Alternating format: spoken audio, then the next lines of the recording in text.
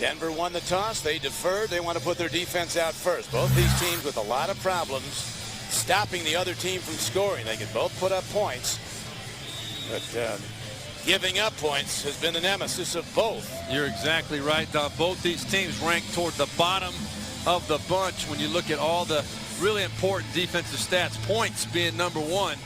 No team has given up more points than Denver defensively, 415 points. And Houston not far behind. So these teams are a quarterback's dream in terms of going out there knowing going into the game you got a chance to put up some big numbers.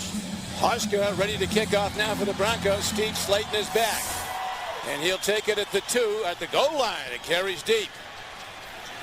15, cutback move, gets to the 20.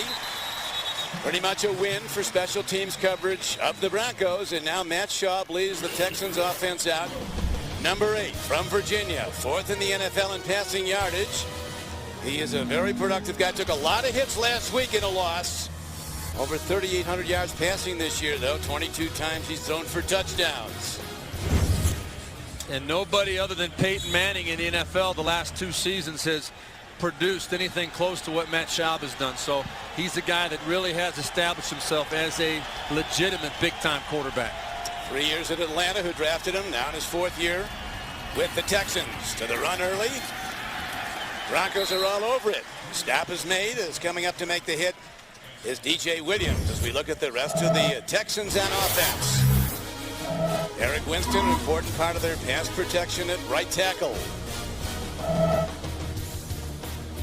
Looking at their skill position players, Owen Daniels is a very important guy. Missed a lot of games this year with an injury. He's back, and he opens up the middle of the field for Schaub. And again, minus Andre Johnson, Jacoby Jones is the guy that has not done a whole lot this year for the Houston Texans. They expect big things. Again the run. Again the Broncos are all over it. Broncos run defense has been blistered of late, but not today so far. If you look at their down 3, Justin Bannon, they're looking to get some pass rush out of him from the right end position. Linebacker core, Hagan's been a very productive player. He is 5 sacks to lead the team. You talk about getting blistered too, Don. Last week against the Oakland Raiders, Denver gave up 264 yards rushing, including on the very first play of the game, a 71-yard touchdown to Jacoby Ford. Now a penalty marker goes down. Ball is thrown out to the 25-yard line on a crossing pattern, but let's see what the call is. Ron Winter, our official. Nate Jones was on the stop on the play as Daniels comes across.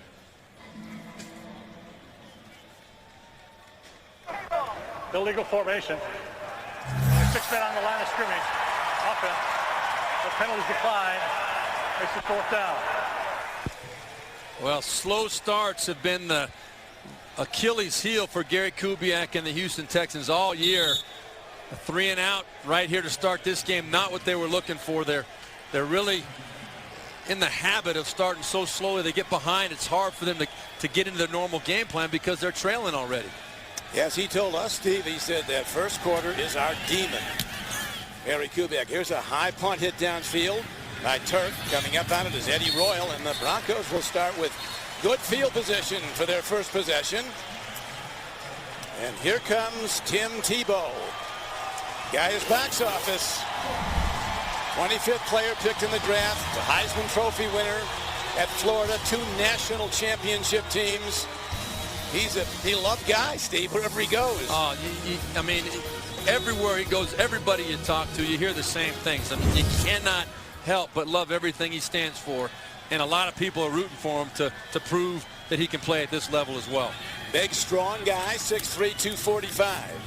He's going to throw on first down. They set up a beautifully executed screen pass, and the Broncos are on the run. Inside the 40 and down to the 37-yard line. Noshawn Moreno gets the swing pass on. They set up that bubble screen, and a 23-yard gain. Set up beautifully. A great first play call by Mike McCoy, offensive coordinator. Tim Tebow, good play action, and then finds his receiver out there in the open, and a big block by Chris Cooper, the right guard, popping Noshawn Moreno for the big gainer on the first play. Tebow now goes to the shotgun. Another screen, other side. Big yards again. Could go the distance. And the ball is live on the field. Looks like the Broncos got it for even more yards off the fumble. Well, that was Jabbar Gaffney on the reception. Another very quick hit and screen pass from Tim Tebow. These are the kind of things that I think you're going to see a lot of with Tim Tebow. And as NFL defenses get more and more familiar with him, you see Jabbar Gaffney picked up 21 yards on that play and then fumbled, unfortunately recovered by one of his teammates. But it'll be interesting to see how NFL defensive coordinators adjust to the strengths of Tim Tebow, which we're seeing right now. And Steve, Eddie Royal with a big block for the Broncos on that play. 26 total yards on the pass, catch, run, and then the fumble for more yards. And now a throw to the end zone is picked off. So Tebow puts it in the wrong place, and the very well executed opening drive ends in a screeching halt. Jason Allen makes the pick in the end zone for the Texans. How about it, Steve Berline? Yeah, you were concerned about Tebow making the mistake, and he made one early after some terrific plays earlier in the drive. Well, the two quick screen passes, anybody can do that. That's not a problem. When you see a throw like that last one for Tim, it was just a very poorly thrown football. Now the Texans come out running again, and out to the 25-yard line is the NFL's leading rusher. Arian Foster comes in with almost 1,350 yards. He got 5 on that. Well, you're going to see there's great coverage on Brandon Lloyd right there by Jason Allen. And in that situation, you want to put that ball up high, let Brandon Lloyd go up and get it, or put it on the back shoulder. But you never throw it low and inside on a fade route down by the end zone. That ball just got away from him, and that's one of the things that's going to have to be proven over time, that he can make that kind of throw. And that was really in the wrong place. And now the Texans go back to the run. Cutback move. Arian Foster, a phenomenal success story. Unrestricted free agent out of Tennessee in his second year. 1,345 yards coming into this game. Number 1 in the NFL. 60 receptions. He is playing with injuries, though. And I think that was evident, Steve, last week. He had only 15 yards and 11 carries. He did only have 15 yards and 11 carries. But when you look at that film, that Tennessee Titans defense just dominated up front on the Houston Texans offense. I don't think if Arian Foster even was 100%, it would have made much of a difference, because there was penetration, and that's the challenge for Houston today. Schaub gets time, running out of it. Looking to go somewhere, and he has to throw the ball away. Good coverage by the Broncos. And again, the Texans have to send out their punter, Matt Turk. Another 3 and out. You know, last week, their first couple of drives, they had a total of 7 plays, only 32 yards, but they were down 21-0 at that point to Tennessee, who scored on their first 3 possessions. Gary Kubiak has been incredibly frustrated. We talked about a couple years ago, it was third down struggles coming out after halftime. This year, the first quarter has been a nightmare. Kubiak, a revered figure here in Denver, the backup QB for 9 years to John Elway, the coordinator on the 2 Denver teams that won Super Bowls. Eddie Royal gets a block and turns the corner, and Eddie Royal's on the run across the 40-yard line. 50-yard punt, 19-yard return. Cassius Vaughn, they got that return.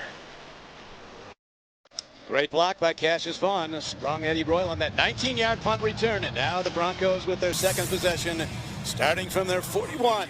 1st and 10. Tebow engineered his team down the field through the end zone interception on the first possession. Marino, not much. Damian Lewis, the lead tackler on the play for the Texans. As we look at a revised playoff picture, New England has clinched home field advantage in the AFC. 13-2 after a rout win at Buffalo today. Pittsburgh has clinched a playoff berth. Baltimore and Jacksonville have gone to overtime. If Jacksonville should win that game, the Jets would be in, even though they lost to the Bears today as a wild card team. Yeah, the Jaguars and the Redskins down in Jacksonville, where there was actually snow flurries, believe it or not, this morning. But the Redskins and the Jaguars are tied up down there. If the Jags win, then obviously they're still in the hunt. They have to win next week and hope for help from Indianapolis by them losing one game. But if they lose, the Jets, even though they lost, are in the playoffs. Playoffs coming more into focus now as we come down the stretch run. Tebow from the shotgun. Quick out, sets up the screen again. Good blocks. Jabbar Gaffney. First down. 11-yard gain for the Broncos. Well, don't think it's easy. I don't mean to make it seem as though these kind of plays are easy, because they're not. You've got to be very athletic, as Tim Tebow is, to get that ball out of there on time, on the money. And that's what seems to be working right now against this Texans defense. But at some point, we're going to have to see Tim Tebow making plays from the pocket up the field, and that's what's going to determine whether or not he can play in this league. He's going to throw again. A good fake, and there is Tebow on the run, and he's hit after a very short gain on first down, maybe a yard inside the 45-yard line. And you're seeing right now how protective the Denver Bronco teammates of Tim Tebow are. When he gets hit, they're all over there to make sure that nobody gets a little extra rough on Tim Tebow. You're going to see Brian Cushing, who told us this week when he sees a quarterback running with the football, his eyes get big. And any way you slice it, even though Tim Tebow is more like a running back when he runs the football, he is a quarterback, and those guys are going to take a shot when they get a chance. There is Cushing. Yeah, it says when a quarterback runs in this league, a defender's eyes light up. Marino, good move to the corner, bouncing outside. Not done. Penalty marker in as he gets to a 40-yard line. Now let's see what the marker is. Tackle again by Cushing, who was the NFL's Defensive Rookie of the Year a season ago. He had 133 tackles, 4 sacks, 4 interceptions, 2 forced fumbles. This year, 66 tackles so far. Sat out the 4-game suspension. But still one of the best young linebackers in the game. The illegal block in the back. Offense number 81. 10-yard penalty. Repeat second down. Yeah, Richard Quinn, it was kind of late in the play. Noshawn Marino had already made his good cut to the outside. You see right there, Richard Quinn pushing from behind. And that was no doubt a big influence on the play. That was Glover Quinn that was getting pushed from behind. Richard Quinn should know better than that. I don't care what level you play at. You can't push a player from behind. So Quinn comes out. Lance Ball goes in. They send in a new package now on 2nd and long. 2nd down and 17 for the Broncos. Buckhalter. He gets to midfield. Last week it was supposed to be a running back draw to Buckhalter. Missed the exchange. Tebow did to Buckhalter. Then Buckhalter kept going and made a block, and Tebow ended up on a quarterback draw. It was really an amazing play by Buckhalter, because it was called as a draw to Buckhalter, but Tebow came out and basically said in his mind he thought it was a quarterback draw, and so he took it up in there. Buckhalter did a great job leading him through the hole, and then the rest is history. 40-yard touchdown run. There's that screen again, and again it's open for business as they get it down inside the 45-yard line of the Texans, down to the 42. Well, I like the creativity that Mike McCoy is showing, finding different ways to get the ball from Tim Tebow to his playmakers with good, quick, safe passes. 3rd and 14.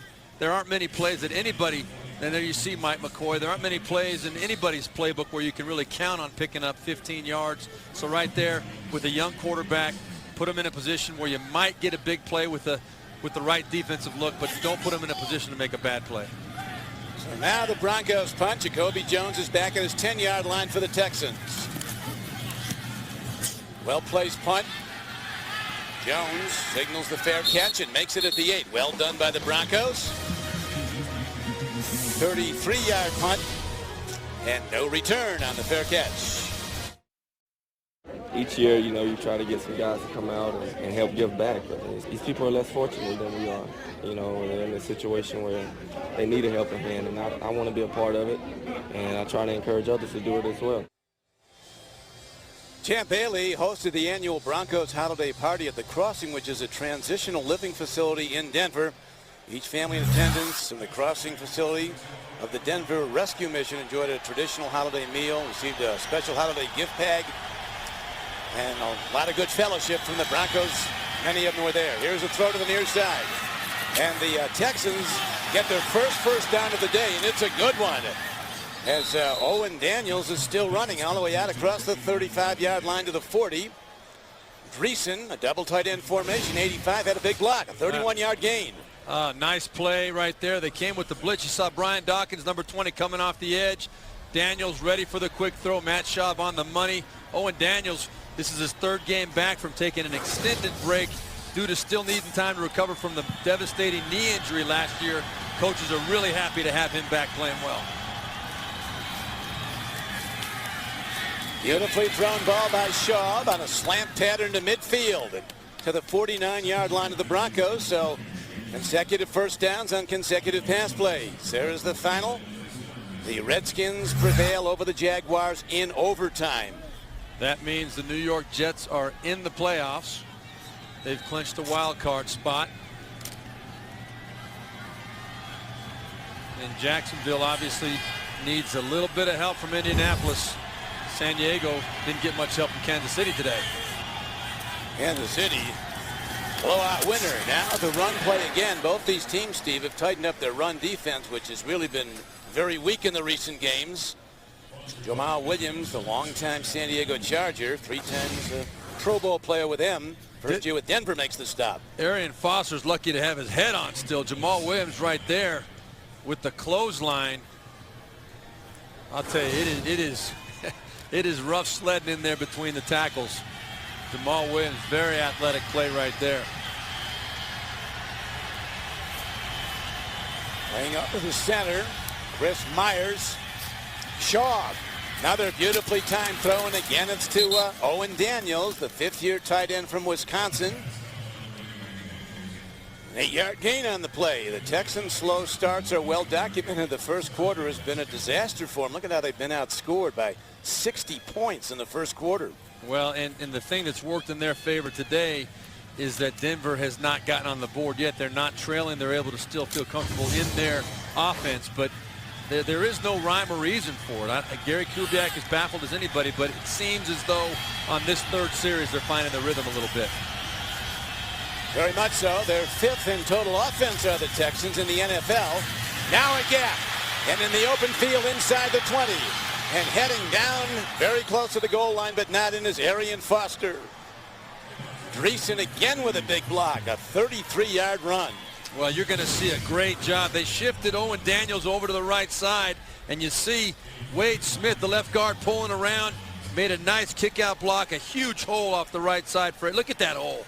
That is a nice hole for Arian Foster. He doesn't need that much space to get through. You give him a lane like that, you're going to pay the price. Almost a hold on Dreesen, but it's ruled a clean block, and now the Texans are challenging for the first points of this day. Foster, he's in, and Houston takes the lead. They were 3 and out on their first 2 possessions, but they look great on this drive. Then it clicks a little bit for them. All of a sudden, that's Arian Foster's 16th touchdown of the season, 14th rushing touchdown of the year, leading the NFL. Look at the patience. The play was designed to go up inside. He didn't get flustered, didn't get panicked, bounces it outside, and once he got to the edge, he knew he had it made.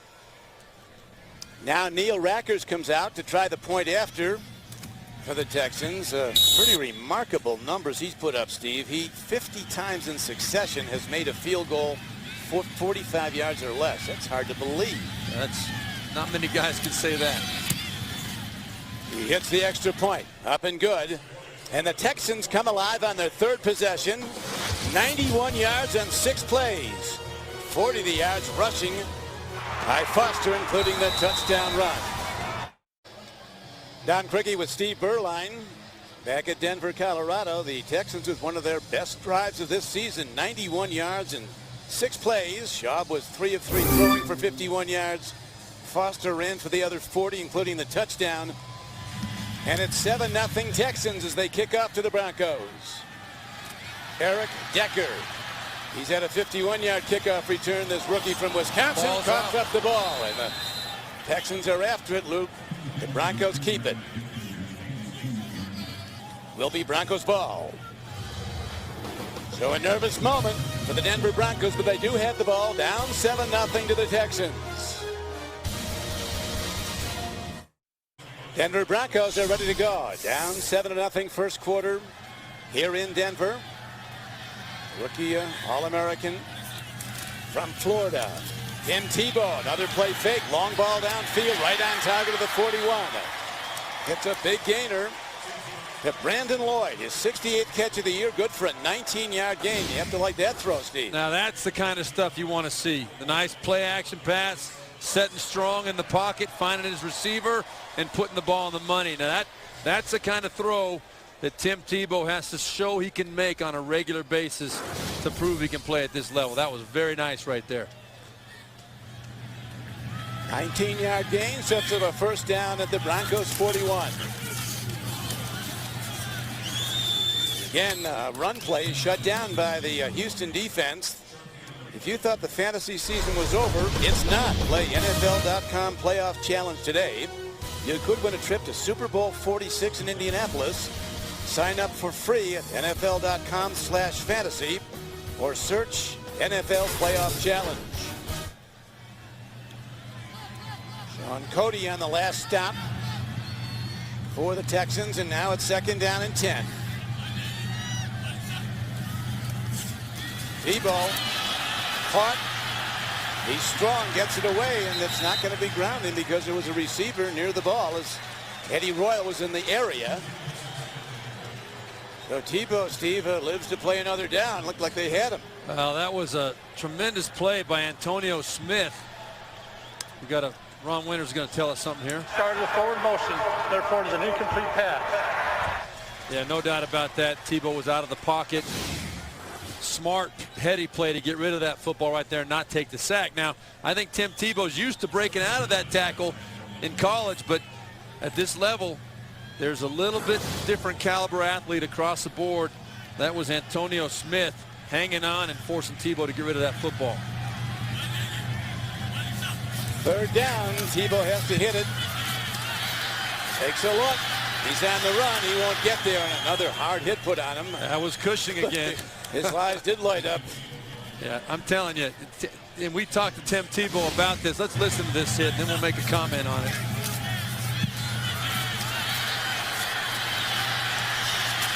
Yeah. Man. Now, Tim Tebow is a big, strong person. He's not playing in the SEC anymore, and that's no disrespect to the SEC. Everybody on this field can hit, and they're not afraid of a 245-pound quarterback running up in there. He's going to take some shots, and he's going to have to get used to it. Britton Colquitt hits another punt. Colby Jones coming up on the ball and gets it at the 13-yard line. Good special teams coverage brings him under inside the 15-yard line. Terrific play by Daniel Coates. Wednesday on Showtime, JB, Chris Collinsworth, Warren Sapp, and Phil Simms come your way on cable's longest-running show, the multi-award-winning Inside the NFL, every Wednesday on Showtime. Matt Shaw, out of the University of Virginia, was a 3rd-round draft choice of Atlanta back in '04 and was subsequently traded to the Texans. Career 91 quarterback rating. That's excellent. Traded to the Texans in March of '07. Big guy, 6'5", 240. And he was terrific on that last touchdown drive. Both these teams with weaknesses in run defense, but not today for the most part. No, but we did see a couple of seams against the Denver Broncos defense that last drive. The 33-yard run to Arian Foster. That was the 19th run of over 20 yards that the Denver Broncos defense has given up. As we're winding down and out now at the end of the first quarter, the Houston Texans, who've lost 7 of their last 8, hold a 7-0 lead at Denver.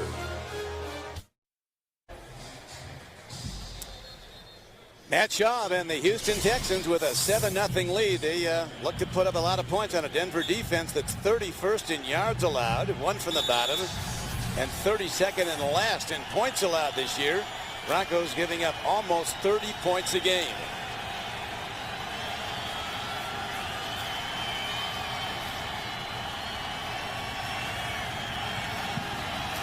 Broncos come with a blitz. Shaw burns it. Across the 30, on the run, Jacoby Jones a long way from done as Jones is inside the 40-yard line and down to the 38. Well, you called it right, Don. That was An all-out blitz by Denver. Matt Schaub knew exactly where his safety valve was, Jacoby Jones. Now, Jacoby Jones is not a small receiver. 47-yard gain right there. He knows what to do with the football. He's been bumped up by injuries all season long, but the last few weeks he's been healthy, starting to show flashes of the kind of playmaking ability that this Texans coaching staff has always known he's had. Big play right there. Texans offense struggled early. Now they're looking really good. Hitting Schaub all day long, shooting the long ball downfield on target at the 5. Beautifully thrown ball to Jacoby Jones for a 33-yard gain. First and goal, Texans. Don, one of the staples of the Gary Kubiak offense is the good, hard play action. You're going to see right there, when you got a running back like Arian Foster, the defense has to react. And then Matt Schaub does a great job of knowing when to set up and how to use the field to get the ball to his wide receivers. Nice route by Jacoby Jones and a very well executed play across the board. Foster looking for a cutback lane, and he gets down to about the 3. He is the game's only score of the day on a touchdown run. Tackles by Woodyard and Ronaldo Hill for the Broncos. But right now, Houston's offense is dominating the Denver defense. Well, we're documenting how much of a struggle it's been for this Denver defense all year. That last pass play right there was the 73rd play against this Denver defense of over 20 yards on the season. That's absolute last in the NFL. So they've got a very young secondary giving up a lot of plays. Giving up a lot of plays, a lot of yards, and now a penalty marker is thrown in by the umpire. Often signals an offensive hold. We'll see. Mario Hagan was on the stop.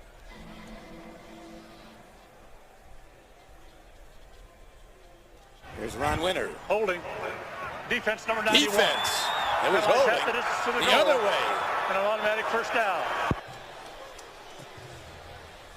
Ronald Fields, we called holding on. Big nose tackle, 91, so Coach Studesville. All right, you're going to see him right over the center right there. And one of the things that a defensive lineman will do if he feels like he's getting double teamed, he'll grab on to try and pull that offensive lineman toward him to not allow him to get up on the linebacker. That was right there, caught against Fields.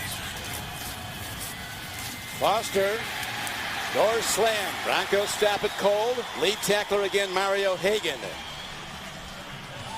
That was a great job by Mario Hagan and Brian Dawkins. Nowhere to run for Arian Foster. You can see up front there was penetration immediately by Ryan McBean, number 98, and that forced Arian Foster to cut right back into the teeth, led by Mario Hagan. Second down and goal. Matt Schaub under center. Watch Owen Daniels here. This is a great opportunity to get him the ball. Play fake. Schaub throws. And in the end zone is none other than the aforementioned Mr. Berline's suggestion. It was Owen Daniels. Yeah, he's so good coming out of the play action fake, and you had Matt Schaub rolling that way right there. It's a hard matchup for a defense, anybody on defense, whether you put a linebacker or a safety on him. Owen Daniels is so quick when he's healthy coming out of his breaks, and the great hands. Nice ball by Matt Schaub. That was a linebacker on Owen Daniels. That was DJ Williams. That's a tough matchup for him. Reason being, they got to respect the run so hard. With that good fake, no chance. Extra point. Hit up and good by Rackers in that drive. 2 big plays to Jacoby Jones. Pass plays of 47 and 34 yards. And the Texans take command.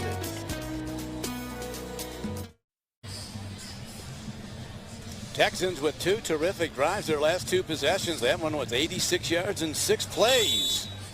Previous one was 91 yards and 6 plays for a touchdown as they take early command of this game. 14-0 at Denver. Here's the kickoff. Parrish Cox lets it go out of the end zone for a touchback. And Tim Tebow and the Broncos will have the long field to go. Coming up on the Sprint Halftime Report, join JD, Dan, Shannon, Boomer, and Coach Cowher All the latest NFL scores and highlights. That's coming up on the Sprint halftime report.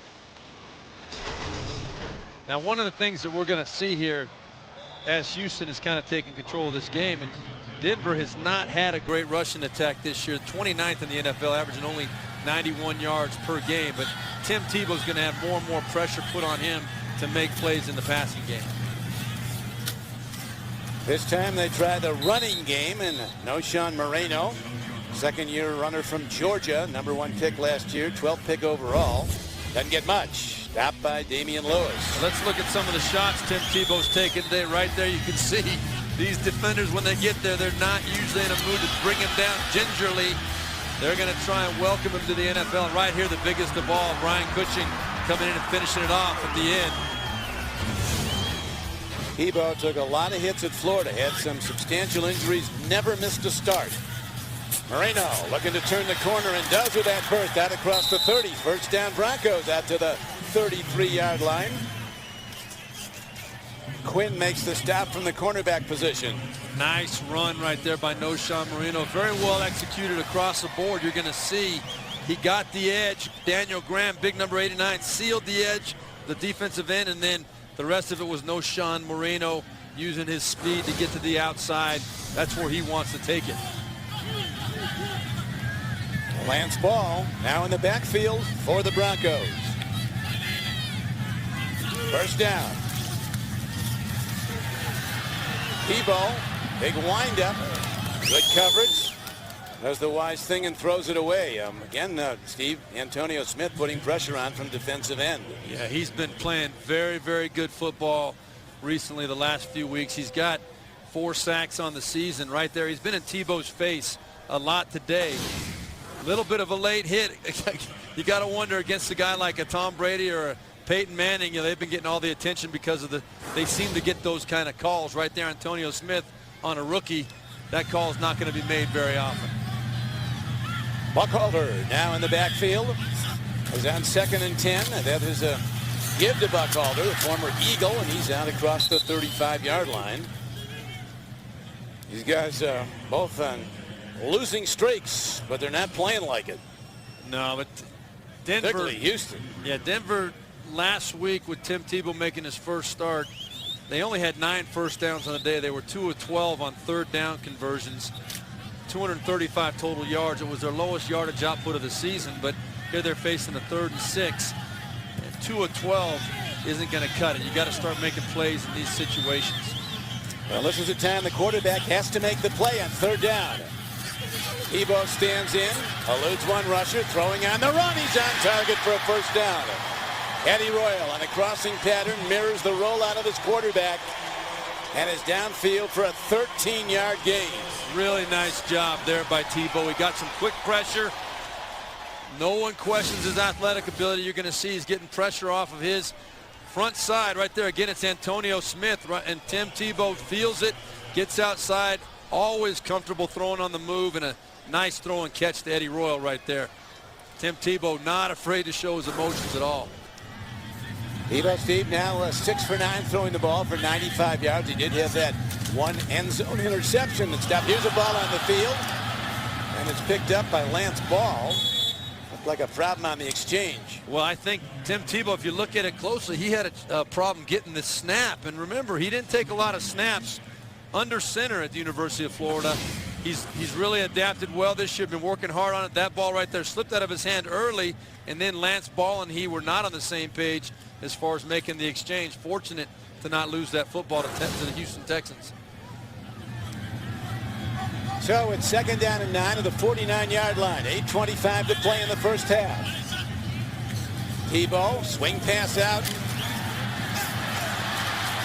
And doing a good job is Buckhalter, a 10-year veteran from Nebraska. 8 seasons with the Philadelphia Eagles. That's his 47th catch of this year.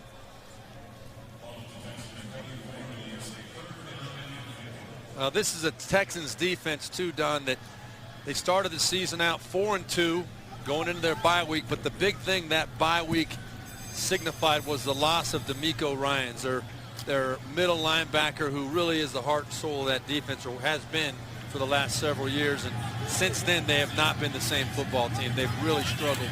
defensively. And how about the loss of Mario Williams? Went out with 9 sacks in week 13. Overall for the season, 9 sacks, a sports hernia.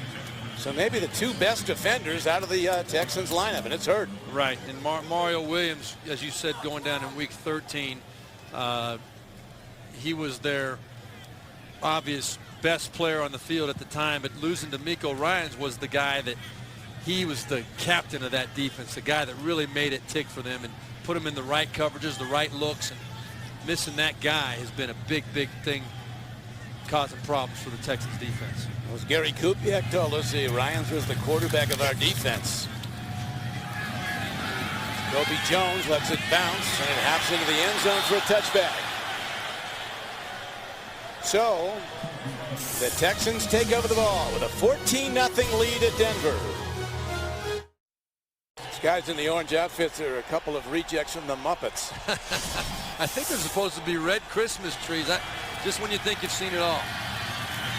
Reverse. Jacoby Jones. Lots of Broncos there, and there's a loss on the play. That was a great job by Justin Bannon and Jason Hunter there to keep their discipline. But let's look at Arian Foster. He's been a big factor, as he is always, for the Houston Texans. You get a hole like that, I think a lot of running backs can get through it, but Arian Foster, he knows how to get it in the end zone. That's the bottom line.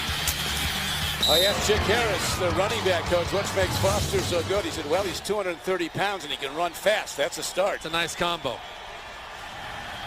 Unrestricted free agent from Tennessee, Foster. And now the NFL's leading rusher finds his first good gap of the day.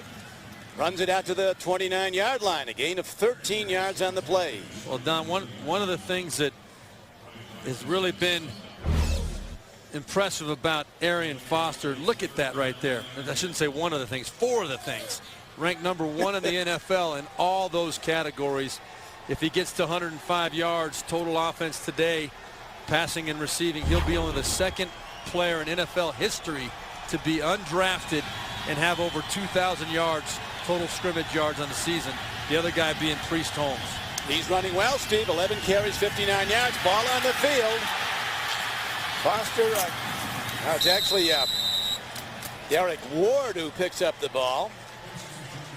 But good defense by the Broncos, and this time the Texans are stopped after 2 previous long drives for touchdowns. That's the kind of thing that'll drive a coach crazy. You got 3rd and 1. You're playing with good rhythm. It's only the first 3rd down that the Texans have faced in their 2 previous drives. 6 plays, 91 yards. 6 plays, 86 yards. They didn't even face a 3rd down. Right there, you got 3rd and 1, and you can't make the exchange on the pitch to the running back. Eddie Royal is back deep. The punt hit by Matt Turk. On the 20. Penalty marker down. Could be a blocking foul as Royal works his way out to the Broncos' 33-yard line. Looks like they're going to get Sidquan Thompson maybe for a block in the back.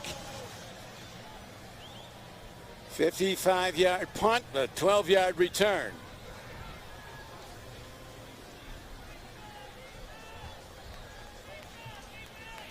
Here's Ron Winter. During the return, the illegal block in the back. Number 22 of the return team. Penalized half the distance to the goal. First down. You can't fault the effort. Sidquan Thompson just trying to help out, but Ron Winters and his guys, they caught it.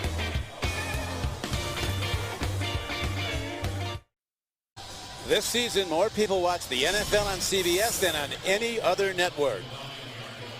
Ball at the 9. Broncos with the ball. First down and 10. Down on their home field of the Texans, 14-0.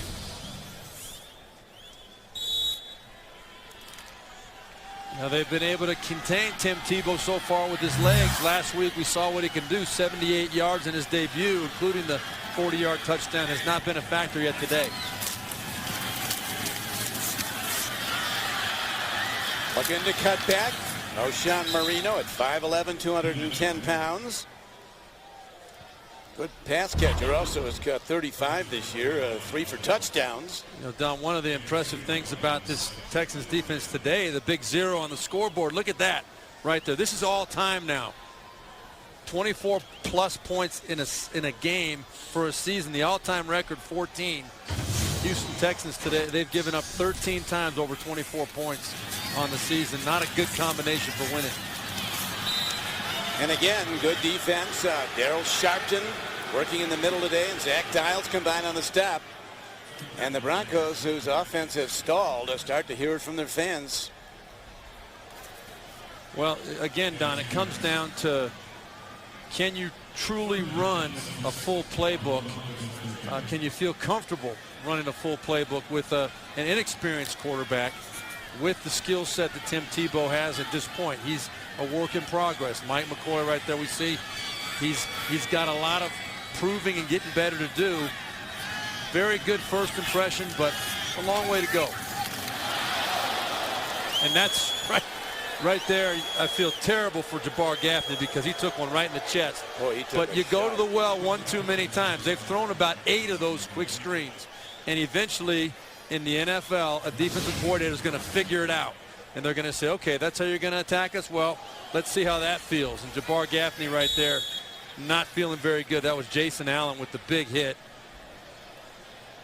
Tebow 7 of 12 throwing the ball today for 100 yards, 1 interception, and Gaffney, a very important player. And of course, Jabbar Gaffney started out as a Houston Texan.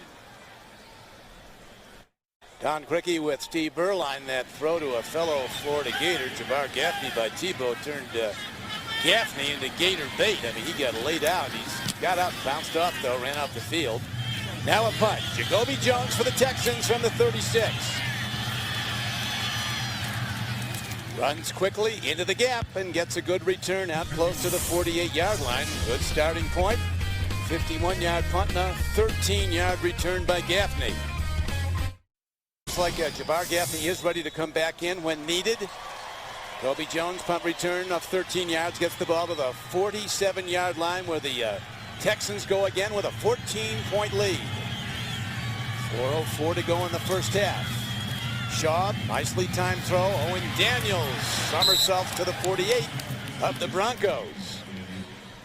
Well, we got the impression talking to Gary Kubiak, and I talked to Brian Periani, the tight ends coach, before the game, that Owen Daniels was going to be a big factor in this ballgame. They felt that he was finally getting back to tip-top shape, coming off that devastating knee injury that laid him out last year, and it was driving him crazy that he had to sit a little bit more than he wanted to this year, but he's nearly back to his old self. He is an important guy, Owen Daniels.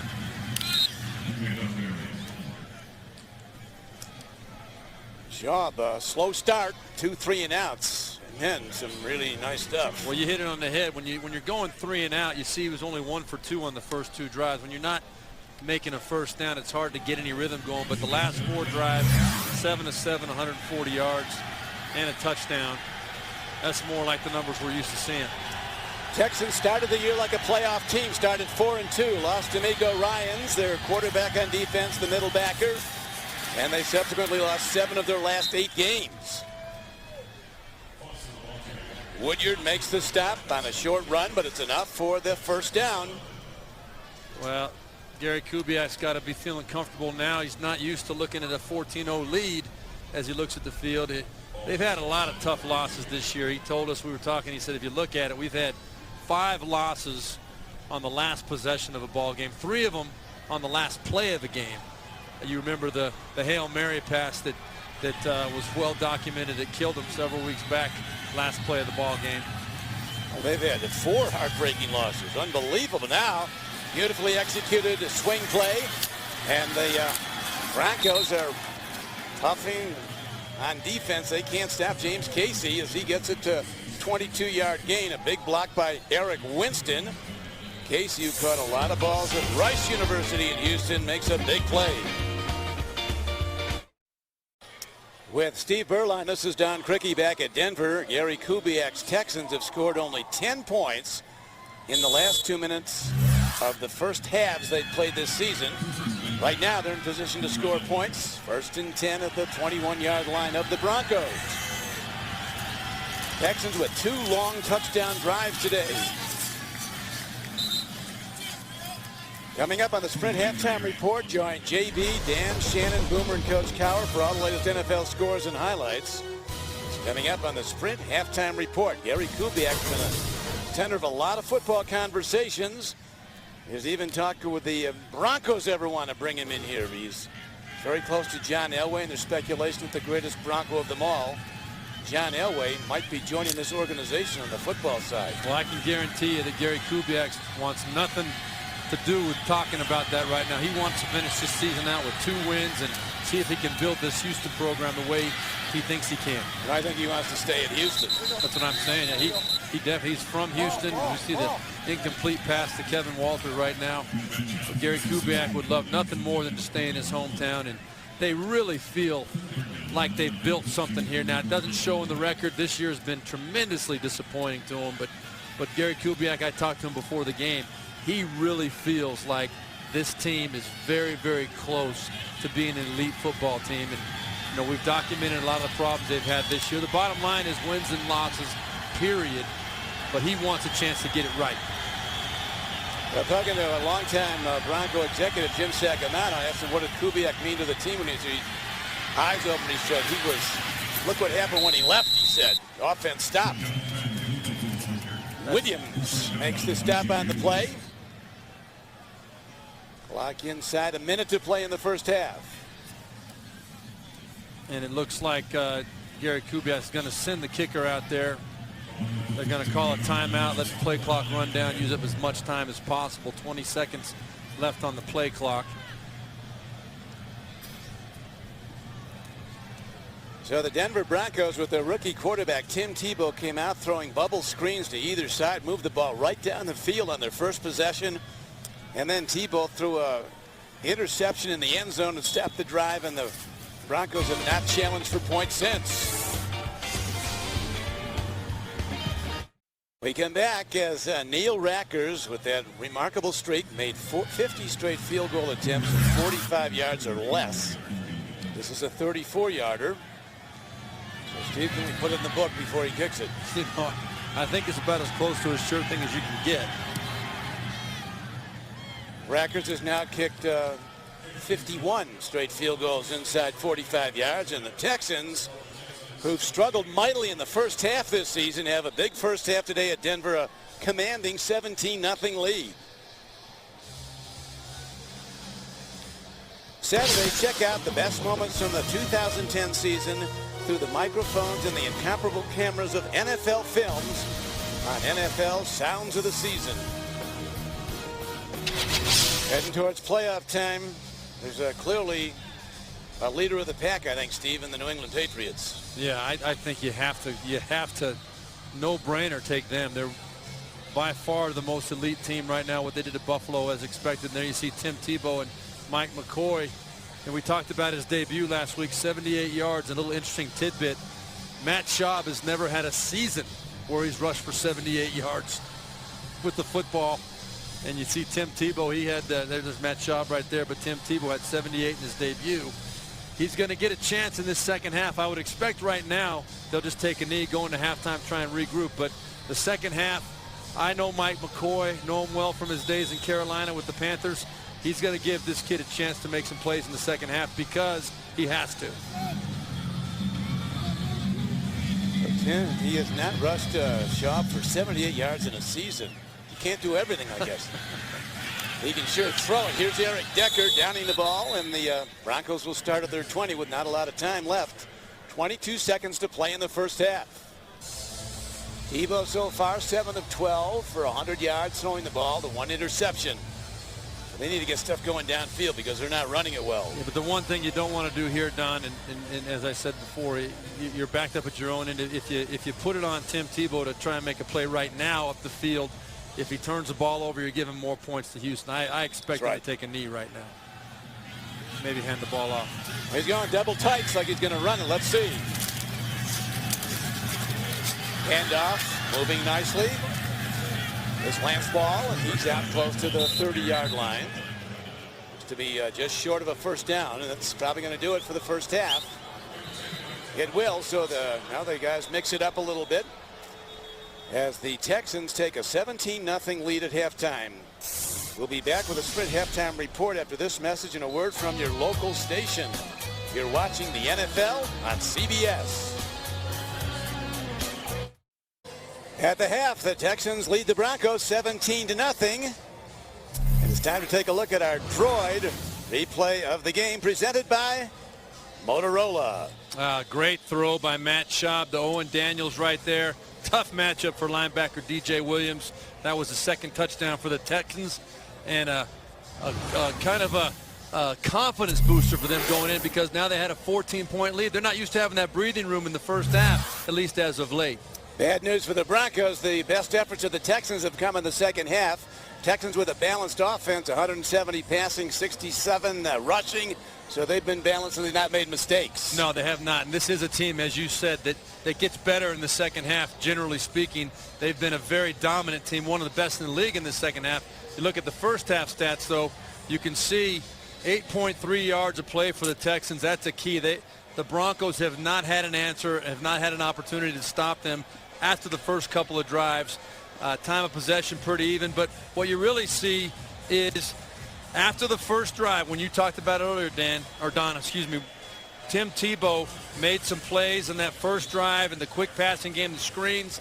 We've got to see him now with the deficit that they're facing, down 17-0. He's going to have to stand in the pocket and make some plays up the field. Kyle Orton, who started most of the season, he's injured. He's the third quarterback today. They don't think they can play him. Brady Quinn is the backup. And you get us a touchback reception by Parrish in the end zone. Reception of the kick, and you don't want to pull the rug on Tebow to jumpstart this team, but would they ever go to a backup? Well, it hasn't been warranted yet by performance whatsoever. I don't think Tim Tebow has played poorly, with the exception of the one poor throw, the interception in the end zone that took away points. But what we're going to have to see is whether he can make plays consistently in the pocket in the passing game. The pitch and the stretch run. Last ball. Second year back from Maryland. Gets some good yardage. He's going to spat it out close to the 35-yard line. A gain of almost 15 yards. Darryl Sharpton, 51, makes some noise when he hits. Yeah, the rookie, fourth-round draft choice out of Miami. He's a guy that the Texans coaches are very excited about. We've got a player hurt down there right now on the field. That's Sean Cody, defensive tackle. So Sean is attended to. Breaking the action at Denver.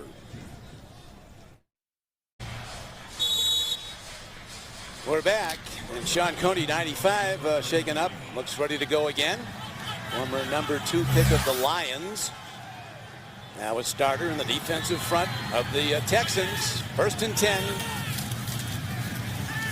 Play fake. Tebow launches a long ball. Receiver is there, and he's got it inside the 20-yard line.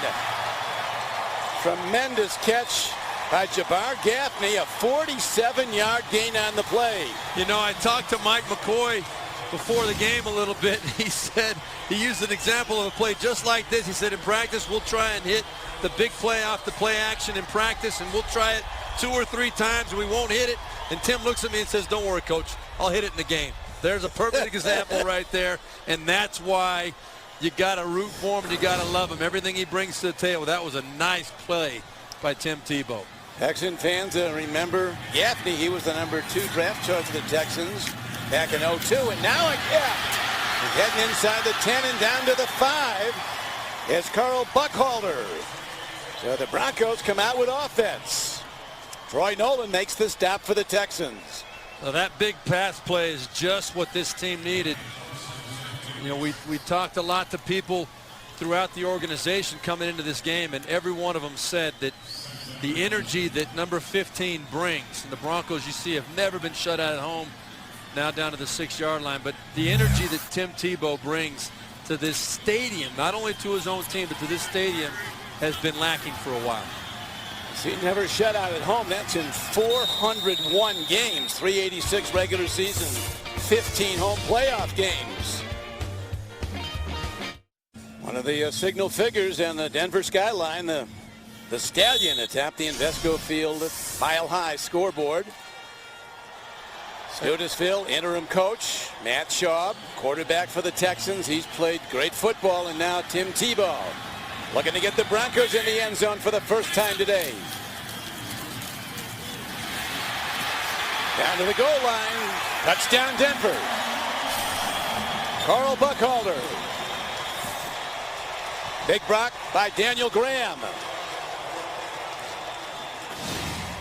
Could not have been a better start to the second half than for this Denver Broncos team. Carl Buckhalter taking it in from 6 yards out. Eric Studesville knows that's exactly what this team needed.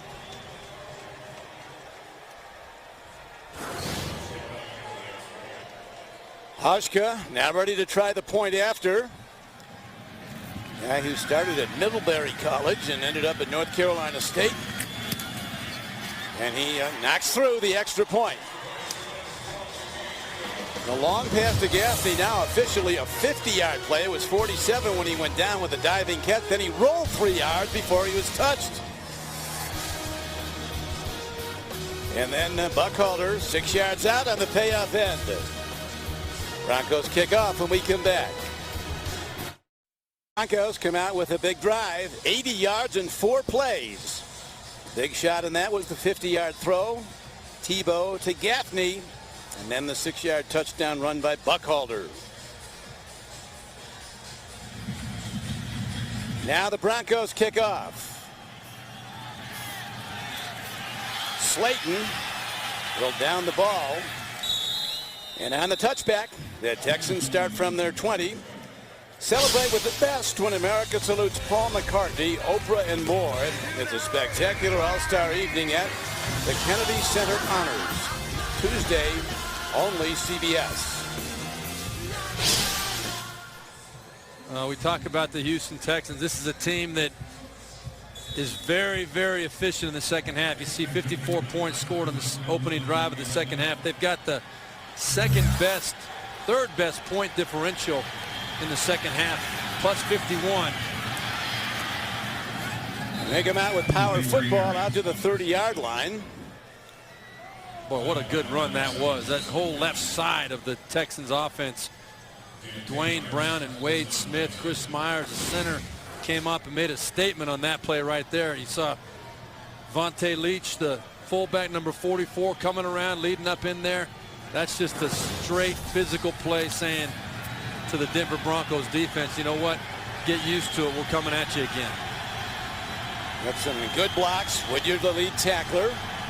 That is a first down at the 30. Play faking. Schaub gets a long look. Going deep. Incomplete at the 30-yard line. Goodman was covering. He's been a target often. Andre Goodman at right corner. For a very good reason. Champ Bailey's at the other corner. You don't want to throw there. Well, I want you to watch right here. You're going to see Owen Daniels coming across underneath the intended receiver right there. Matt Schaub that time decided he wanted to get a little bit greedy. But look, right there you can see wide open underneath. That would have been the right throw for Matt Schaub. It was a big gain coming across the field. That was Owen Daniels. You don't get many good opportunities like that with the man coverage to hit a guy on the move that far up the field. Schaub again, looking at, he screens the ball, and there's room to run. Beautifully executed. Arian Foster working the sideline across midfield. And he's down to the 42-yard line, a 28-yard pass play. Oh, beautiful screen pass. Watch the center, Chris Myers, number 55. The key block right here. He's going to come and loop around, and right there you can see him in the corner of the screen. Just got enough of DJ Williams to keep him from getting to Arian Foster. That was the key block. It was set up beautifully by the formation and the play action. Arian Foster, that's about as easy as it's going to be to pick up a big gainer in this league. Big gainer it was. Now the Texans with a 17-7 lead. Looking to answer that touchdown drive to open the half by the Broncos. Running play to the Denver 40. Derek Ward runs it. Justin Bannon makes the stop.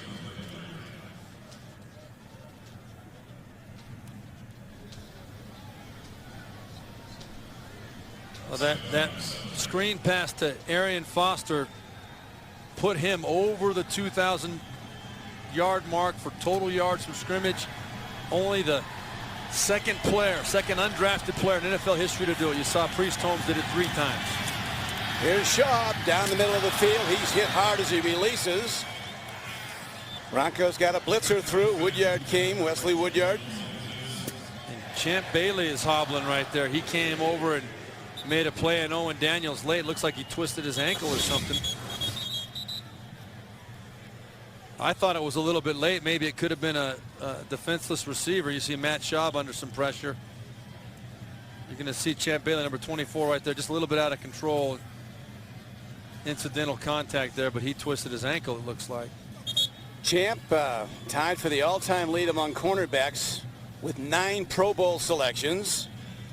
He's tied with Mike Haynes, a Hall of Famer, who stood out for the Patriots and then the Raiders. Champ Bailey, a phenomenal athlete at Georgia in the indoor SEC Southeastern Conference track meet. He won the long jump, 1.5 inches short of 26 feet. That's flying, literally. Also, Champ Bailey, the 3rd most interceptions in the NFL since 1999. 48 career interceptions. Schaub standing in on 3rd down. Daniels catches it, but the Broncos are there hitting it. Andre Goodman with a big stop. Yeah, that's just a bad ball by Matt Schaub. I'm not sure that it would have picked up the 1st down anyway, because Goodman had some good coverage on it. That ball was a little bit high and behind Owen Daniels, giving up the ribs right there. Matt Schaub probably feels worse about that than anybody. So now they're lining up for what appears to be a 55-yard field goal by Neil Rackers. He's a long-distance bomber. He's hit from 53 yards this year, career long of 54. And we are in Denver, so yeah. Ball's on the east man alive. That ball hit. You got it. What a shot. 54 yards would have been good from 64. So the Texans get points on a big kick by Rackers. That's impressive.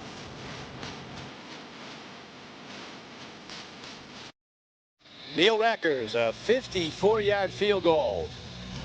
And the Texans now extend their lead to 20-7. Harris Cox is back deep for the Broncos, waiting in his end zone for the kickoff now by Rackers.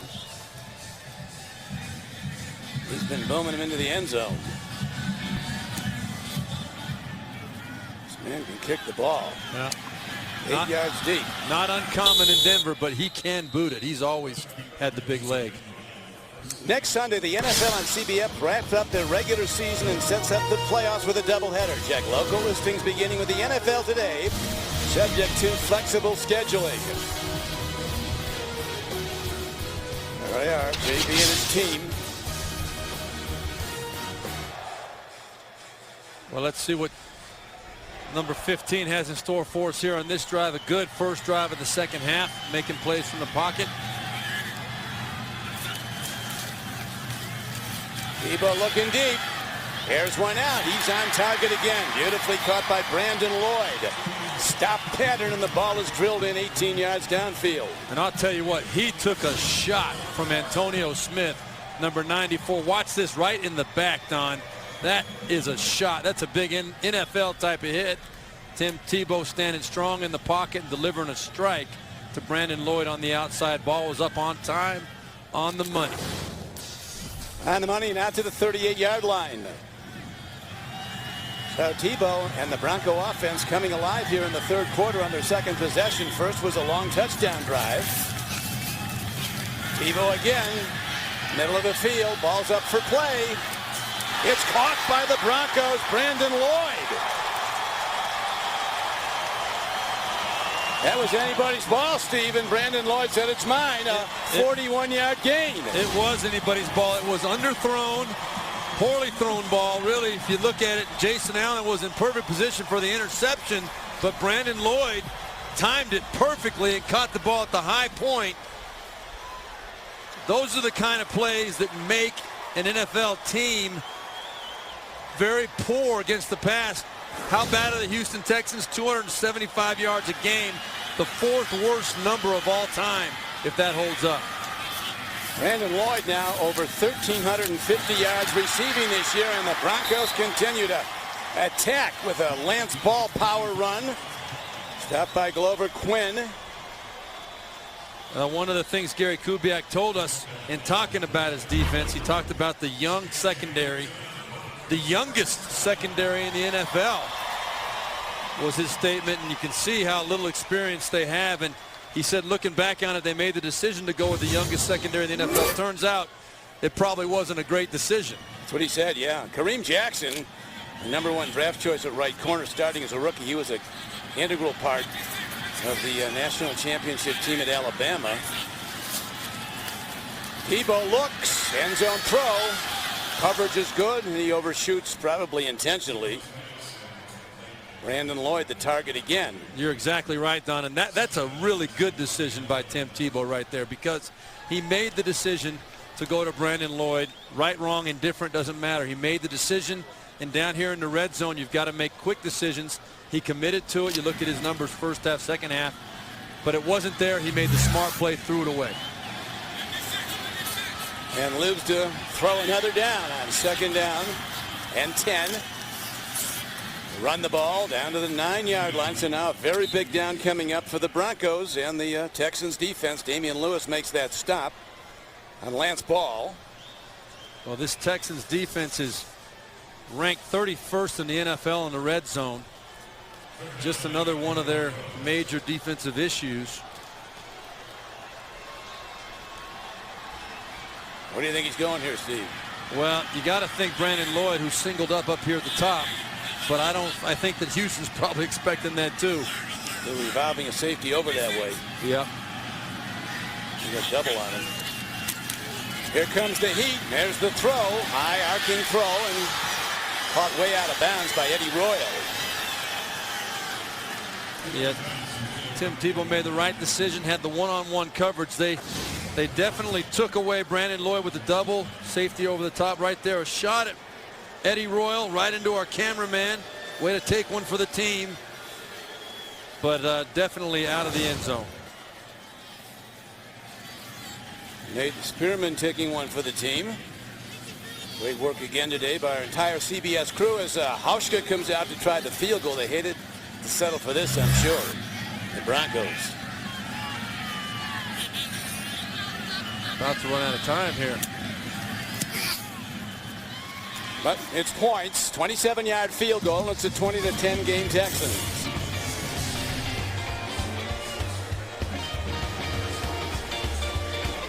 Here's the Brandon Lloyd catch. 41 yards downfield. Don Criqui with Steve Berline. Back at Denver, CBSSports.com is streamlining its award-winning fantasy games. We're going to tell you more about that shortly. Denver on a 59-yard drive that ended up, though, in a 27-yard field goal as the kick is hit downfield. Steve Slayton takes it out this time. Looks for a gap. 2 arms on the ball, and he drives to the 20-yard line.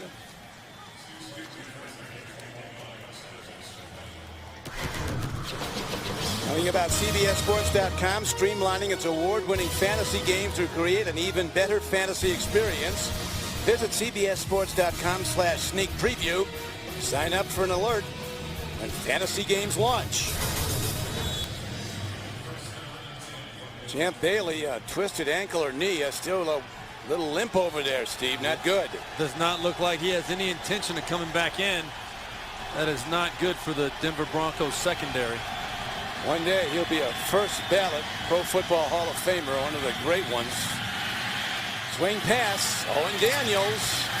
Good open field tackling. Marcus Thomas got a hit in. Oh, what great pursuit by Marcus Thomas to shut down that screen as we look at the NFC playoff picture. Atlanta is in.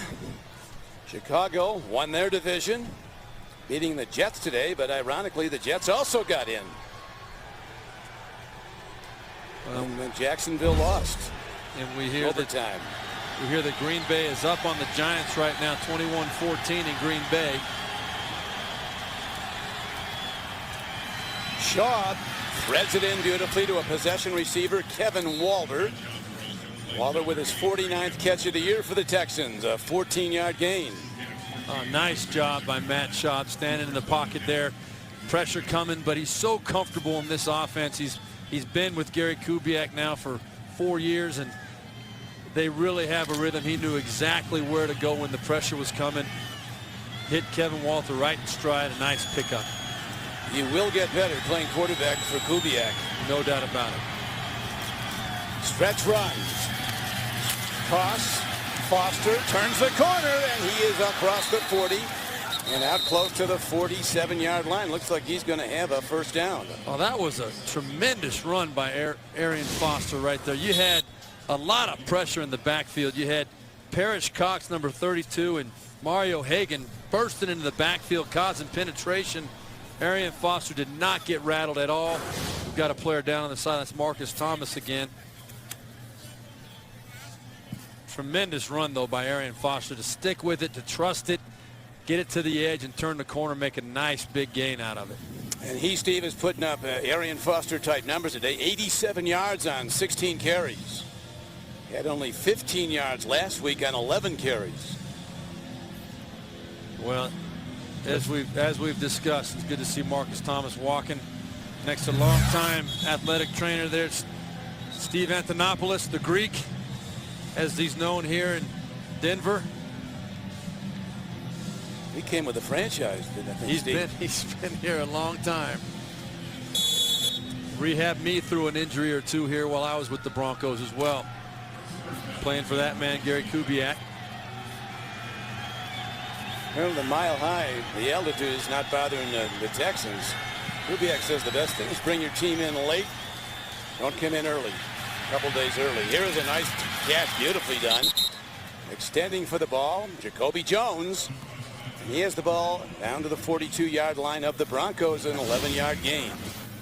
Nice catch, but really a great job by Matt Schaub. You could see how he scanned the whole field on that play. He was looking to go to the right side, but coverage took him back to Jacoby Jones. He read the whole thing perfectly, got it back, and delivered a strike on the backside of Jacoby Jones. So Schaub is now over 4,000 yards passing for this season. And again, that good speed despite his 230 pounds, but a superior open field tackle. Parrish Cox comes up from the corner 32 and makes the stop. Well, on the previous long run off this outside action to the right, Parrish Cox did not make the play, had great penetration in the backfield. He won the battle that time. A nice open field tackle for a loss of a yard on the play. Gary Kubiak said of Schaub when we talked to Gary that he has a chance. He's good now. He says he has a chance to be great.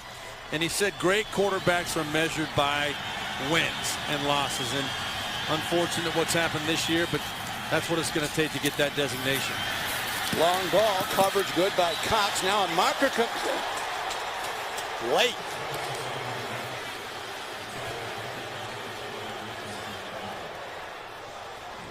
It's a big call. Could be going against Kevin Walter. Could, but there was some contact both ways. That's interference. It is, yeah. Separation. 10-yard penalty. Repeat second down. Now you're going to see Parrish Cox and Kevin Walter getting into it. There's a little contact of the field, but just a little bump. Now, you know, was there a little bit of a push off? Sure, but I don't think that ball was catchable, and I don't know if I agree with that call after looking at it on the replay there. That was a very nice camera angle. I think that ball was uncatchable. It was. It's got to be pretty obvious to call it an offensive player in that situation. Derek Ward in the backfield, 2nd and 21. Matt Schaub looks to screen it. He does. Terrific run by Ward inside the 45-yard line of the Broncos. Going to bring up 3rd and still long, though. 3rd and about 12 where they spot it. Well, we've had a couple chances to talk about center Chris Myers. Watch him on this play, too. You see him slipping out there, number 55. The key block right there on Wesley Woodyard to spring the big play to get back half of what the Texans needed to make up. About nine of the 9 of the 20 yards they needed to make up. So that's all Gary Kubiak was looking for. Get yourself in a makeable third down situation. Needs 11 to make it. Here come the blitzers, picked up beautifully and defended beautifully by the Broncos. As Joel Dreesen, tight end from Colorado State, had his hands on the ball, but Dawkins separated him from it. I think we might see Neil Rackers here again. This would be a well, we're going to, yeah, here he comes. He's coming. This could be about a 57-yard field goal if my math is correct. Usually is. I wouldn't go that far. The line of scrimmage is the just inside the 39 plus 17. Be about 56 yards. That's going to be 57. Yeah. Yeah, he's already got the 54-yarder. By a lot. The key here for a kicker, Don, he knows he's in Denver. Just stroke it. It'll get there. He's got enough. Man, he's having a career today. Yes. I'm thinking he's loving kicking in Denver. They could not have a better day for it. Gary Kubiak likes it. A 54-yarder, now a 57-yarder, and now a 23-10 Texan lead. Texans close out the season next Sunday against Jacksonville at home.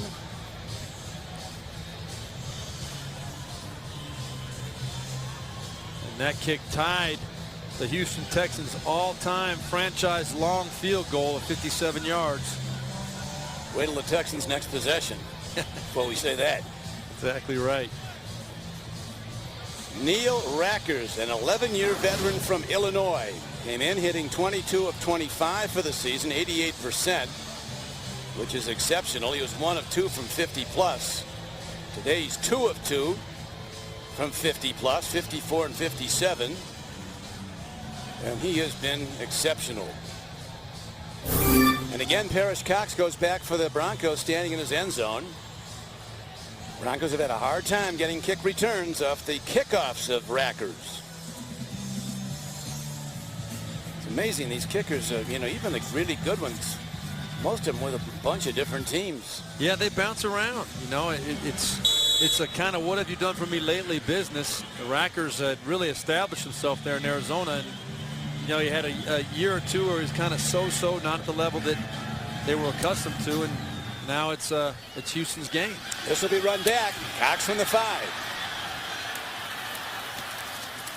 Gets out to the 25-yard line, and Tim Tebow and the Bronco offense needing a touchdown to get back in this with 2:28 to play in the third quarter, with the Texans in the lead 23-10. Let's get into that age-old discussion, Don, about rookie quarterbacks starting in the NFL. You can see the number of them that we've had this year in the NFL. Kind of mixed bag of results. John Skelton for the Arizona Cardinals, the only one there with the winning record of 2-1. Bradford, the #1 pick, would seem to be odds on to be the NFL Offensive Rookie of the Year. I mean, he's the deal. He is the real deal for sure. I really like him a lot. As you see, another screen pass here. Lance Ball. Tebow very comfortable, softly threading the ball in, an 11-yard gain with a catch and run. Over Quinn on the stop. Don, I don't think I've ever seen more screen passes in a game than we see right here. Look at the wall right here in front of Lance Ball right there. He's got the lane to get up the field. And here's the thing, both teams running a lot of screens, and they keep coming up nicely. It usually does not work as well when you go to the well that many times. They've run the screen time and again to both sides. Very productive. Here is Tebow again. And Tebow would be well advised not to have thrown that or thrown it away, because the only guy that had a play on it was Jason Allen coming at the ball. Well, a little bit careless with the ball, and Darryl Sharpton. Tim Tebow told us himself. Putting pressure on. Yeah, it was under a little bit of pressure. Tim Tebow told us himself, though, that the difference in this league for him is not the speed, as you hear about from a lot of people, but it's the ability and the anticipation and the instinct of the defenders to react to the football when it's in the air. Right there, he almost paid the price. Yeah, he said you can't surprise them in the NFL. They're looking for it. Marino, good run, gets the ball out across the Broncos 45-yard line, close to a first down, maybe just short of it on a second down run. It's game clock down now to 1:23 to play. Buckhalter is the man. I want you to watch this. Brian Cushing usually delivering the blow right here. At the end of this run, you're going to see Noshawn Marino take him, and boom, there goes Brian Cushing getting knocked out of there. That's a big man, Noshawn Marino, or that's Correll Buckhalter. Took out of the play there at the end, though. Cushing not used to getting knocked back like that. Cushing's a much bigger man at 6'3", 260. Yeah, he is about as big a linebacker as I've ever seen. Broncos have already reached their season average in rushing yards today. Misconnection on the exchange. Buckhalter does well to hold on to the ball. His middle backer Sharpton was right in there. You know what that was, Don? That was a complete bust on someone on the left side of the Broncos line. Sharpton lined up out there on the edge and just came untouched into the backfield from that left side. Someone missed an assignment. That was almost a disaster for the Broncos. You'll see right here he is coming up on the outside. And man, Tim Tebow barely got that ball to Buckhalter. Texans really like Daryl Sharpton, a rookie linebacker from Miami of Florida, picked in the 4th round last April. Very smart, not real big, but he gets there. And that's going to do it for the 3rd quarter of play. Houston leading 23-10. We'll be back after this message and a word from your local station. You're watching the NFL on CBS. With Steve Berline, this is Don Criqui back at Invesco Field at Mile High. Broncos with the ball, trailing the Texans 23-10 as we open the 4th quarter.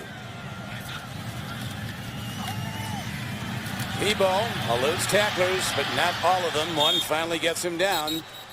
As coming up to make the play was Mark Anderson. 96, and there's a penalty marker down. Was there a hold? Oh, it's up the field like it might have something to do with the receivers. If the play goes, it's the first sack of the day for the defense.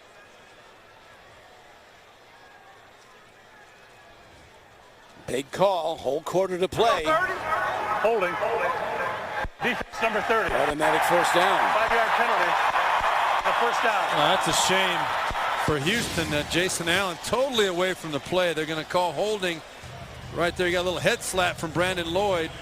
I don't see it. I mean, that was within a 5-yard chuck zone. That's an irrelevant penalty that takes away a very good play by Mark Anderson and the Houston Texans defense. Draw play. Buckhalter carries, and the Texans are all over it. Anderson makes the step. Tim Tebow really upping his production here in the 3rd quarter. He's thrown for 222 yards for the day. He's thrown for 122 in the 3rd quarter. Well, I think that there are 3 passes that stand out in my head right now. Obviously, the big 50-yarder off the play action down the middle of the field to Jabbar Gaffney. But then the 2 other throws from the play action where he hit the nice curl routes to Brandon Lloyd, standing strong in the pocket. Those are all really good football plays. He fakes well. He runs well, looking to throw. He does. And the ball comes in short of his target, looking at Jabbar Gaffney. Okoye was putting heat on, number 91 for the Texans.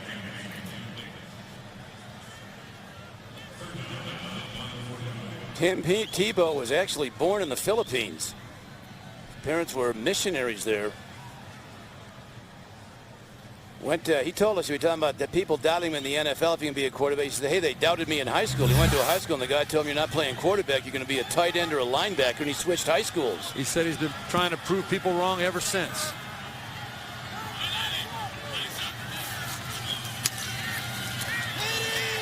Waiting. Right on time to an open receiver. Down to the 31-yard line. And before our eyes, you have to think that Tim Tebow's coming of age in his 2nd start in the NFL. 18-yard gain. Again, a really nice throw. Look at him buy a little time. He doesn't like what he sees front side.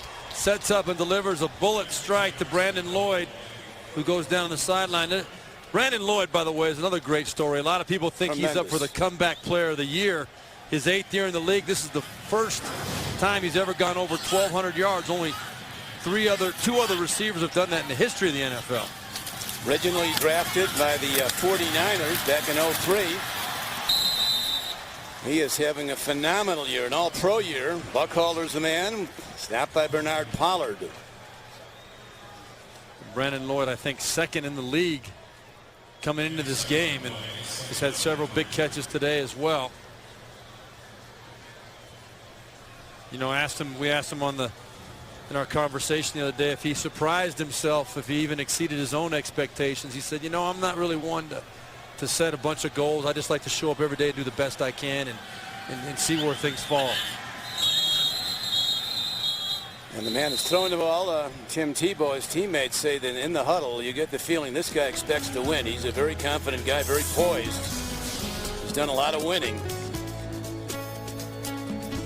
We're back at Denver on this drive. 8 plays, 50 yards so far. Third straight Denver drive for over 50 yards, all in this half. Tebow gaining in accuracy and confidence as the game wears on in his second start in the NFL at quarterback. 25th player picked in the first round. Many criticized it, didn't think he was an NFL quarterback. That's fine with him. He likes the critics, he told us. Helps motivate you. Called run, he gets the first down.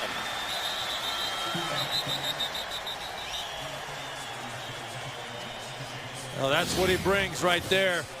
How many times did we see this over the years for Florida when they needed the big tough yards to convert a first down opportunity? They let number 15 just take it and go. Lee Trevino once told us 2 things that won't last long: dogs who chase cars and pros who make pars. And how about quarterbacks who run? I don't know. Uh-oh.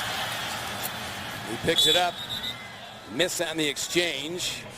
Mark Anderson on it quickly. Yeah, you know, that's one of the biggest adjustments Tim Tebow had to make, and I probably could confidently say he's been taking snaps in his sleep from under the center since he was picked by the Denver Broncos. And to be a quarterback in this league, you're going to have to take a bunch of snaps under the center, and that's got to be something you don't even think about.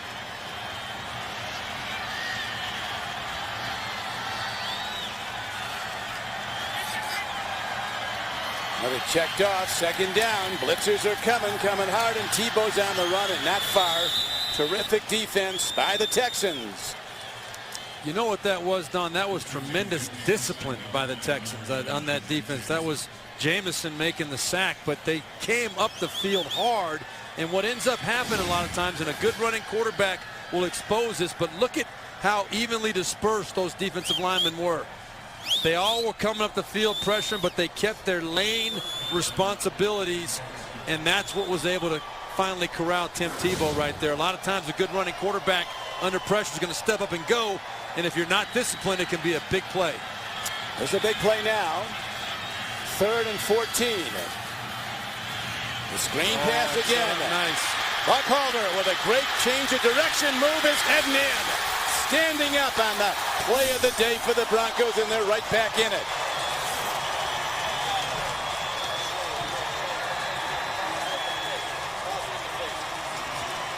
Now, brilliant design. We've been talking about the success of the screen passes. Look at this right here, and watch.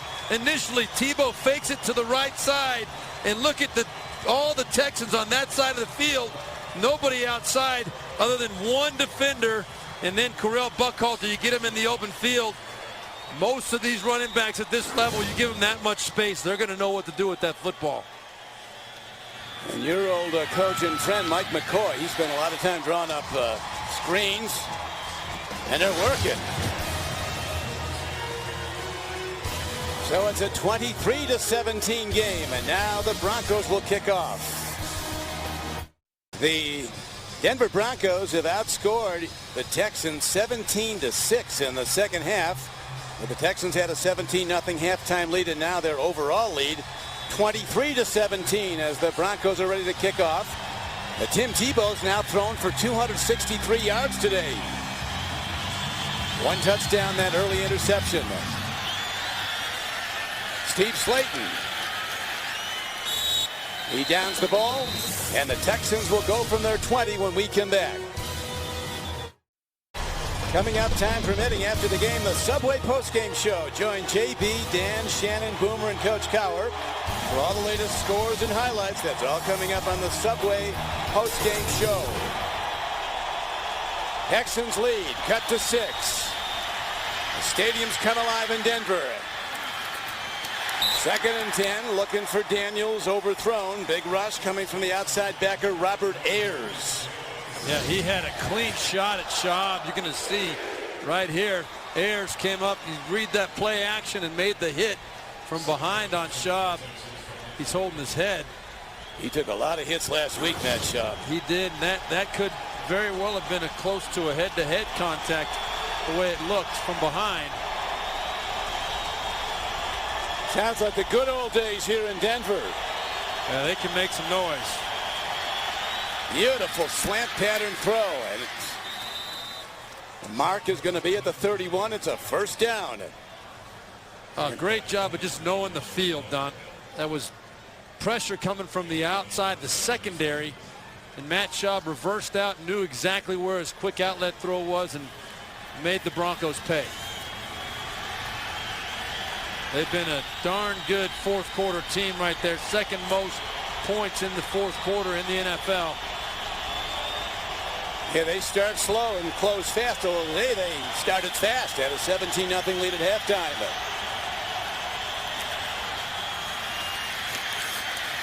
Foster gets some, and he's thrown back from the 34-yard line. Coming to make the stop on the play was Kevin Vickerson, defensive end 99. This is a play down where Arian Foster really didn't have the cutback opportunity. Probably regretting he did. You know, you look at a counter play to the right side, which that was. He cut back against the grain on his own. You go backside on a counter play designed to go right. You better be pretty darn sure there's nothing back there. You're not going to make much. Well, they didn't make much. A 2-yard gain, 2nd and 8. Schaub gets time. Swings it low. Beautifully executed by the Texans for a first down after the 45-yard line. Arian Foster on the receiving end. Dawkins, an 8-time Pro Bowler with the Eagles, makes the stop for the Broncos. An 11-yard gain. You know what was great about this one, Don? See how Matt Schaub, calm and cool in that pocket. Arian Foster was his 4th read on that play. His check down, as we kind of refer to it in the business. And Arian Foster came through untouched at the right time. Matt Schaub did not force anything up the field. Nice little check down for a first down. 64 catches now this year for the NFL's leading rusher, Foster. Now he runs it. Now we have a moment. Let's go to New York to James Brown for an update. As Don the and scoreboard's Steve. changing at Cincinnati. Don and Steve, take a look. Carson Palmer, when he hooks up with Jordan Shipley on this 3-yard strike, that's Palmer's 3rd touchdown toss of the day. A stress-free day for him without T.O. and Ocho Cinco. If San Diego loses, they're out. KC will win the AFC West. Back to Don and Steve. Wow. We had the Bengals last week, and you could see Carson Palmer's confidence growing with those young receivers. And the Bengals, they like playing for Marvin Lewis. There's been a lot of talk about his future. They're the division champion a year ago. Andre Goodman breaks it up. How about the Colts and the Raiders? Here's James again. Don and Steve, take a look here. Peyton Manning hooking up with Blair White on a 4-yard touchdown toss. 4 plays, 56 yards. If Indy wins its last 2, they win the division. 24-19, they lead Oakland in the 4th. Don and Steve. Hey, thank you, James. A pretty remarkable comeback late in the season by the Colts, who have had more injured players this year than any time since they've been in Indianapolis. More starting players. Here is Schaub, and he is hit as he releases the ball incomplete. 3rd down miss. Rush was coming. Harris Cox on a corner blitz. Now that very well could have been intentional grounding, in my opinion. You see some pressure coming from the Denver Broncos that drive. Several times in that drive, they came with all-out safety pressure right there. Matt Schaub did not have the answer. So the Texans, their lead, cut to 6. now have to send the ball back to the Broncos on a punt. Eddie Royal is back in his 8th. And Tim Tebow is hot. Hot throwing the ball. They let it bounce. It takes a bounce the Broncos' way. Texans working hard to down the ball at the 23-yard line. So it's 7:42 to play. Rookie Tim Tebow will quarterback the Broncos when we come back. With Steve Berline, this is Don Criqui back at Denver. Broncos have worked their way back in this game. Down by 6 with their rookie quarterback Tim Tebow getting it going. See the second half yardage. Tebow's been lighting it up throwing the ball. He's thrown for 263 yards on 13 of 22, and he's ready to launch again. Gets it away as it's drilled to hit the ground, incomplete, 2nd and 10. You know what's surprising about this? From the Texans standpoint, they're usually a second half team. Their only points that come on 54 and 57-yard field goals. As we see, the ball definitely did hit the ground.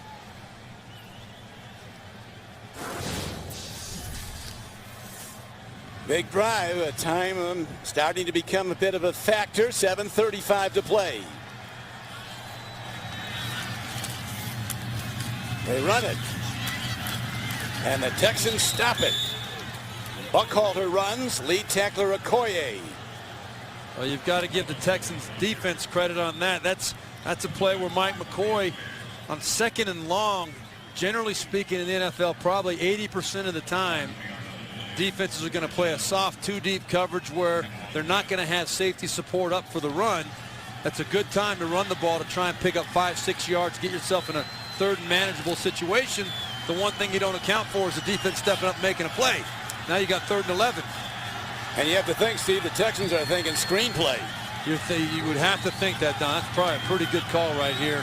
They've been running it all day and making first downs. Downfield throw, check down receiver has a first down and a lot more. Buckhalter on a 3rd and over 10.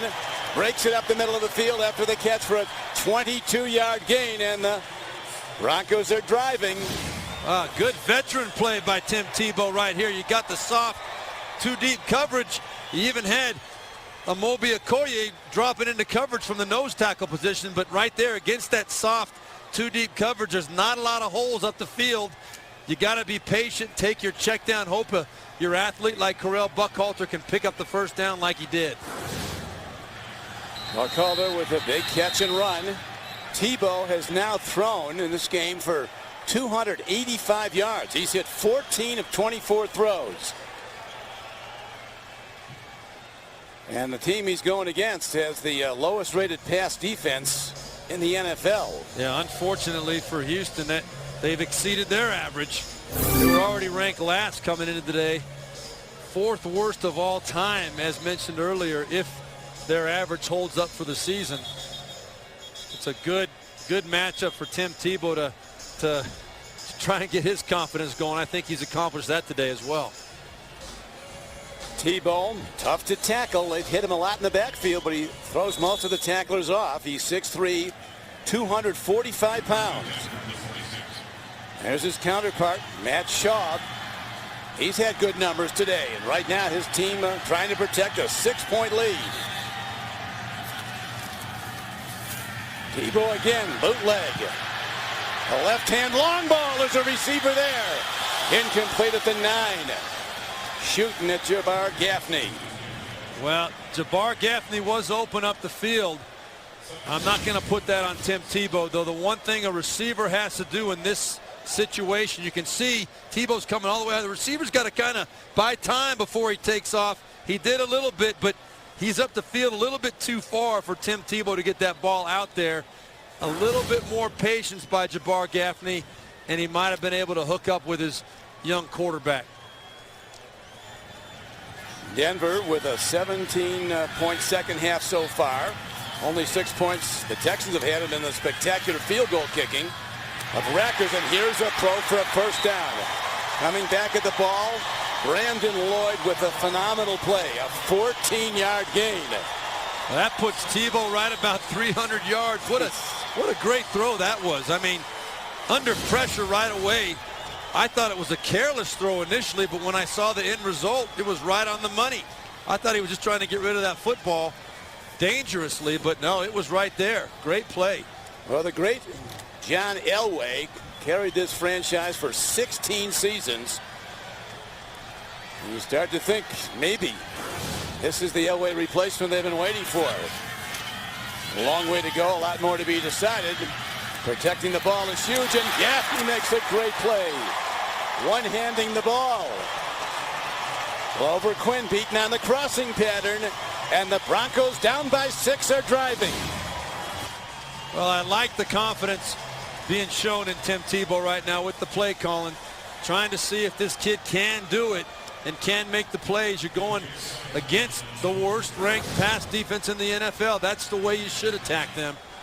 And they're giving his young quarterback a chance to make some plays. He made the one very bad throw for an end zone interception on the opening drive. But his ball security's been excellent, and now here's the running game as it's Buckhalter, the big back from Nebraska, banging straight ahead, stopped by Tim Johnson. Tim Jamison. Now look at those fantasy leaders right now. How about Aaron Rodgers? Look at that fourth name down for the quarterbacks. Tim Tebow, one of the fantasy leaders and the rushing leaders. Schaub waiting for his chance. He's had really good numbers today. If the Broncos should take it in.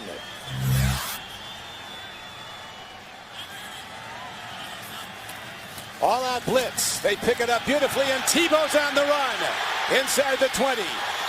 And he dances out of bounds with a first down at the 16-yard line. You know what I like most about this play, Don? I like the way it ended. You know, we talked to Tim Tebow. He said, I'm not going to change who I am. I've just got to be selective about when I try and run physically. He knew where the first down marker was. He's got to learn when it's okay to take a hit, when it's worth taking the hit, and when it's not. Right there, a great decision to get the first down and get out of bounds. Look at those numbers. 326 total yards. But the Texans still lead the game with 4 minutes to play. And the Broncos call a timeout. This guy's won a lot of games. Here's a guy that won the Heisman Trophy, only player ever to win that great award as a sophomore. He was a Heisman finalist 3 straight years. 2 national championship teams he quarterbacked in Florida. What has he done today? Well, started out, I wanted to see more than just those little bubble screens and the regular screen passes. They've used them very efficiently and very effectively today, but he has done a great job. That was a touchdown to Correll Buckhalter, but this is the play right here that I liked just a few plays ago. But I also did like a couple of the plays where he stood strong in the pocket. And we know he can make plays with his feet. He's going to always bring that dimension to him. But he made the big plays up the field from the pocket, which you have to do at this level. Watch out for the run here. Empty backfield. Yeah, he's going up and checking it now. Look at all the guys that the Texans have brought up. They got one deep man playing one. Here is the run indeed, and it's Tebow down to the 10-yard line on a first down carry. He got 7. Well, whenever Denver goes to that empty backfield when they motion out, my instinct is telling me they're trying to set up a run to Tebow. And I think the Houston Texans were thinking the same thing. They just got a little bit too bunched up in there. They gave him a seam for a nice 6-yard pickup. This guy is box office. As soon as he came into the league, his jersey was the #1 selling jersey in the league as a rookie who hadn't played. And today's not hurting those sales. Tebow looks, end zone throw. Smart play. Overthrows. Coverage was excellent on Eddie Royal. Glover Quinn was covering on the play. Don, that's a play where you're telling your quarterback, we're going to take a shot. We're looking for the perfect look, the perfect opportunity. Eric Studesville got to be happy with the decision, because you tell the young quarterback, if we get the perfect look and you have a chance to make the play, make the play. But if it's not there, throw it away. Is this 2-down territory? Well, I think this clock, you might want to think so. Yeah, I would say so. Hey, the Texans are sending people blitzing. Here they come, and they're coming fast. End zone throw. They're going to call PI. First and goal. Denver Broncos. PI pass interference. You want to know what Glover Quinn had to do to make sure that wasn't a play action or a pass interference done? If he would have just turned around. Pass interference. Defense number 29. Because the ball is in the end zone. The ball was placed at the 1-yard line. First down. If he would have just turned around to look for the football, I don't believe this play is called. He's not making any kind of contact, but he didn't make a play on the football.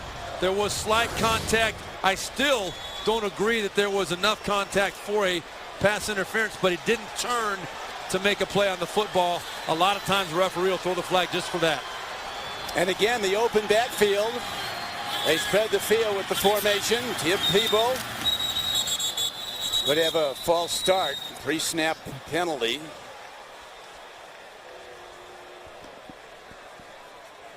See the game clock down to 3:13. False start. Offense number 73. Makes a big difference. Change first down. Oh, that is a huge penalty. First and goal at the 1. That's a heck of a lot more desirable, a heck of a lot easier play call than first and goal at the 6. So McCoy has orchestrated the offensive coordinator for the Broncos the game beautifully for his rookie quarterback. Let's see what the guys are going to blitz again. Left field to protect. Well, Frank Bush, the defensive coordinator for Houston's got to go into his bag of tricks here. Go to the end zone. Incomplete. Coverage was very good on Eddie Royal. As the rookie number 1 draft choice Kareem Jackson, number 25 from Alabama.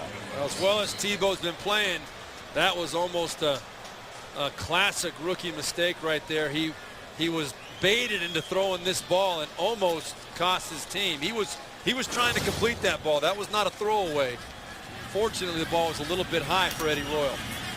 Jackson from Alabama knows Tebow from Florida very well from their days in the SEC. Second and goal. Quarterback draw. 3 wide receivers right. Tim Tebow turns the corner. He's going in. And the Broncos are an extra point away from taking the lead on Tim Tebow Day.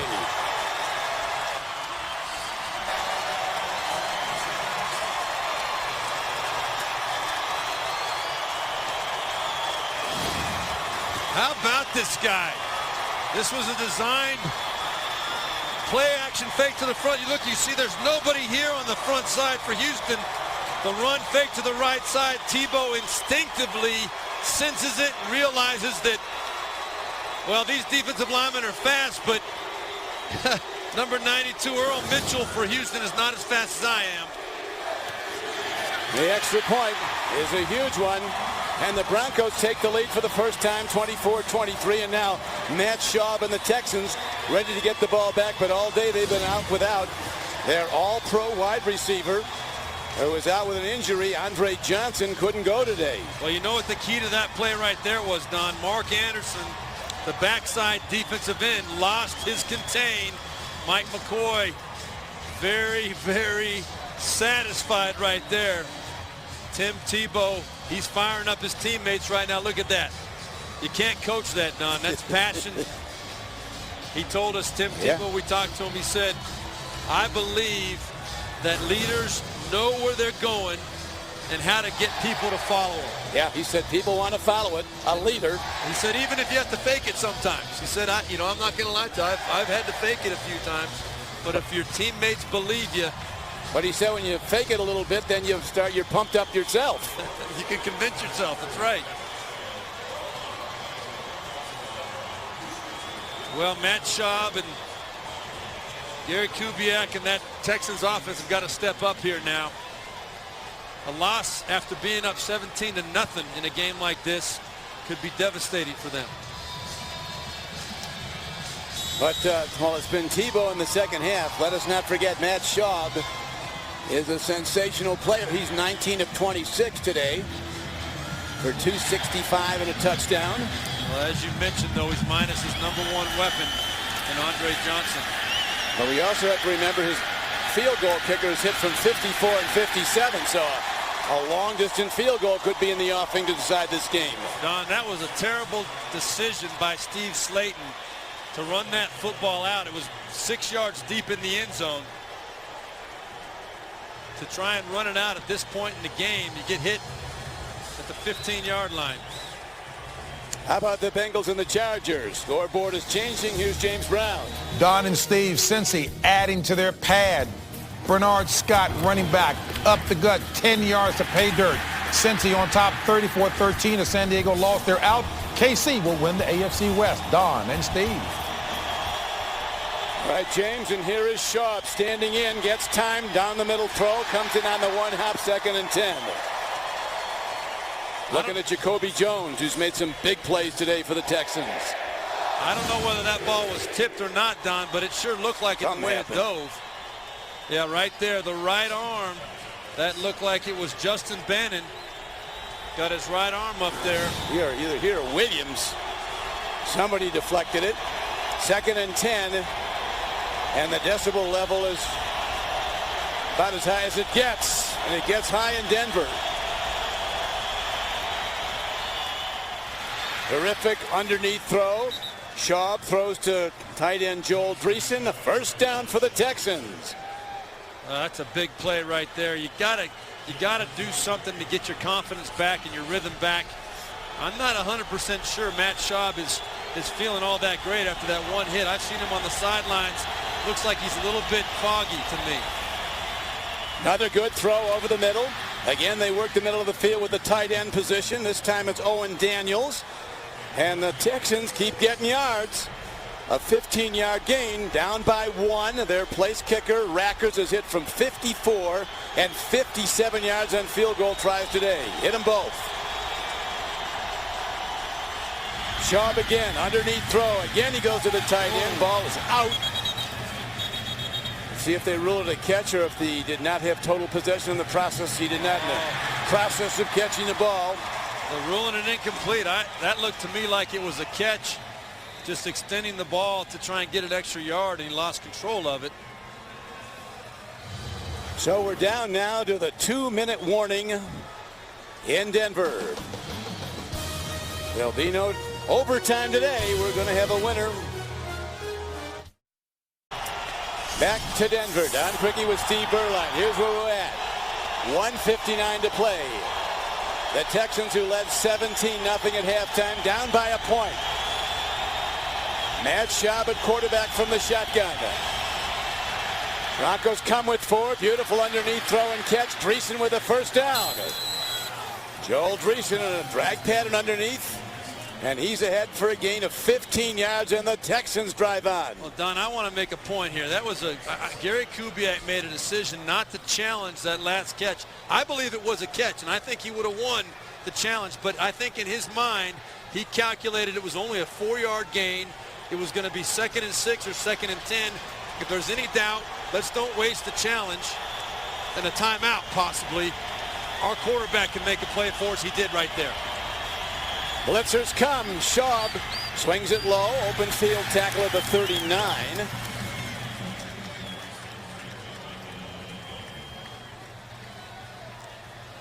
Still have 2 downs to work with. You add the line of scrimmage on 17 yards from here. It will be a 56-yard field goal. And Rackers is hit from 54 and 57 today. Yeah, they're looking to get a lot closer. They'd like to get about 15 or 20 yards closer for sure. 17, you add 7 for the hold, 10 for the 10 yards deep in the end zone. Tip ball, and the Broncos intercept off the hands of Owen Daniels. Paris Cox.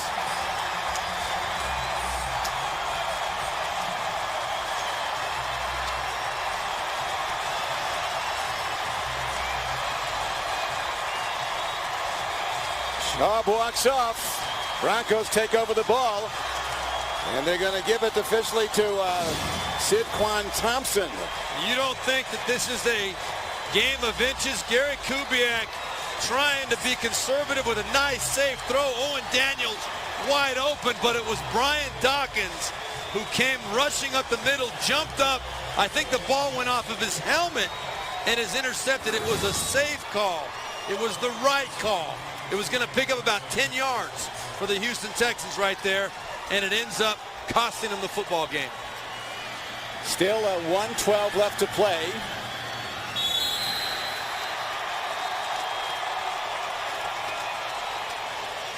That just shows you how look at that, right off of Brian Dawkins' head and over the top of Owen Daniels. There was nobody that was going to tackle Owen Daniels before picking up 10 to 15 yards. That's the way to use your head, Brian. Good job. The 15-year vet. Cox and Thompson going for it. Thompson with the interception on the deflected ball. And now the ball at the 26-yard line, 2nd and 11. And the Broncos in position to win this game after they were down 17-0. Well, Gary Kubiak thinking he's got one timeout left.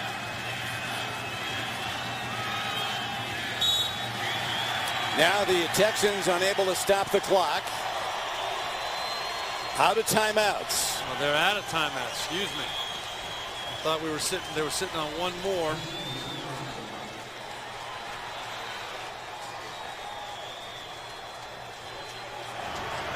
Third down and 12 comes up, so they're still going to get the ball back, Steve. Well, maybe not. No, they'll. No. It's third down. They take one more snap, and that's it. They don't have to punt it. That's right. They won't have to punt it. They can run out the play clock and the game clock. Now, what can you say about Tim Tebow? Phenomenal. Feel terrible for Matt Schaub, Gary Kubiak, and the Texans, but what a great display coming back from 17 points down. Tim Tebow rallying his team back from 17 down at halftime to a 1-point victory, 24-23. And the Tim Tebow era in Denver well underway.